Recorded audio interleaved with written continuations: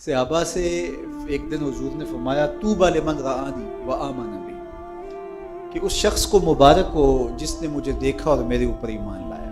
کتنا خوش قسمت ہے جس نے مجھے دیکھا اور میرے اوپر ایمان لایا۔ تو صحابہ بہت خوش ہوئے، لیکن حضور نے پھر دوسری بات فرمائی وطوبی 7 مرات من لم یرانی وآمن بی، اور اس کو 7 مبارکیں ہوں جس نے مجھے نہیں دیکھا پھر بھی ایمان لایا۔ کہا اس کو 7 مبارکیں۔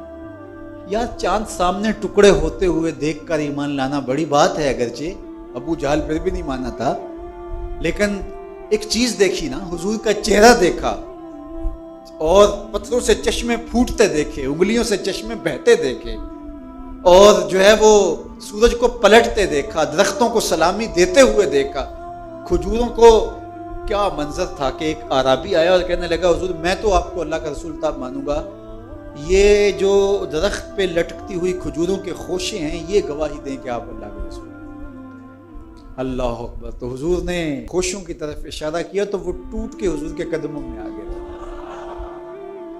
تو اس نے کلمہ پڑھنا شروع کر دیا۔ تو وہ کیسے منظر تھے، اقبال نے کہا نا خوشا وہ وقت کے طیبہ مقام تھا ان کا، خوشا وہ وقت کے دیدار عام تھا ان کا، وہ ایک وقت تھا۔ تو کہا طوبی لمن رآنی وآمن بی، اس شخص کو مبارک ہو جس نے مجھے دیکھا اور میرے اوپر ایمان لایا، اور فرمایا اس شخص کو 7 مبارکیں ہوں جس نے مجھے دیکھا بھی نہیں ہوگا لیکن پھر بھی میرے اوپر ایمان لائے گا۔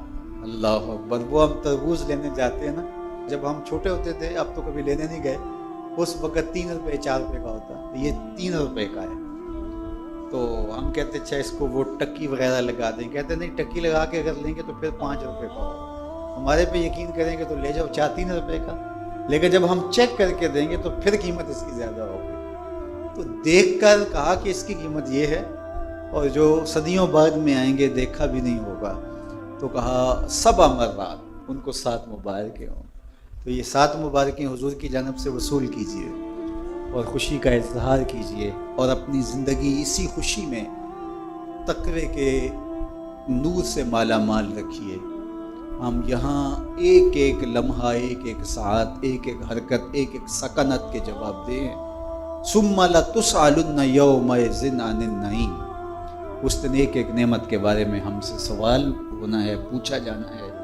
اس لیے اپنے سارے معاملات کو مرتب رکھیں، منظم رکھیں، تو اللہ ہمیں قلب کی طہارتیں، روح کی پاکیزگیاں، سوچوں کی عفتیں اور دامن کی پارسائیاں نصیب فرمائے۔ یہ مختصر زندگی اس کی یاد میں گزرے، اس کے ذکر میں گزرے، اس کی محبت میں گزرے۔ ہم جہاں کہیں بھی ہوں یہ خیال ہمارے ساتھ جڑا رہے کہ ہمارا مالک ہے اور ہم اس کی نگاہوں میں ہیں اور ہم اس کی نافرمانی نہیں کرنی۔ یہ خیال زندگی کو نہال کر دیتا ہے کہ میرا مالک ہے کوئی اور میں اس کا مطیع، فرما بردار اور اس کے حکم کا پابند ہوں، میں کیوں اس کو ناراض کروں؟ تو تقویٰ اسی احساس کا نام ہے کہ میرا مالک مجھ سے ناراض نہ ہو جائے۔ علماء نے بڑی خوبصورت بات یہاں لکھی کہ جو کہا گیا اتقوا اللہ، اللہ سے ڈرو، تو کہتے ہیں کہ یہ تو عجیب بات ہے کہ بندہ جس سے ڈرتا ہے اس سے نفرت بھی کرتا ہے۔